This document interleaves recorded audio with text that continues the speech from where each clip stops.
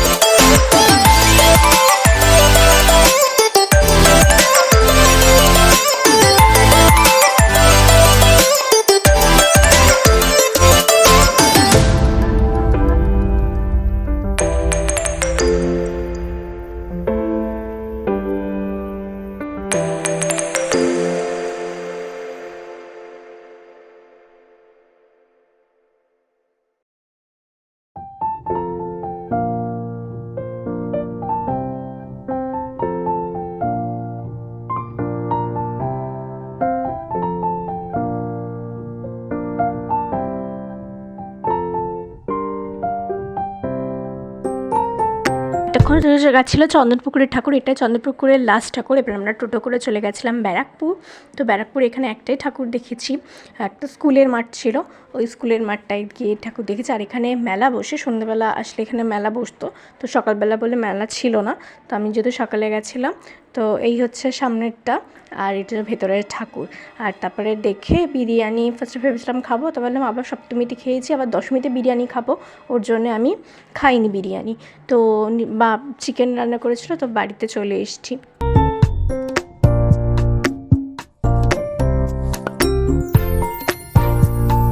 তো চিকেনের লাল লাল ঝোল, চাটনি আর ভাত এই দিয়ে দুপুরে খাওয়াটা সেরে নিয়েছি। আর মার জন্য নিয়ে এসেছিলাম এগ মোগলাই, আলুর দম। তো মা এই দিয়ে খাওয়াটা সেরেছে। আর বাইরে যাব কিছু কিনবো না, খাবার দাবার তত হয় না, তো চাউমিন নিয়ে এসেছিলাম, এগ চাউমিন।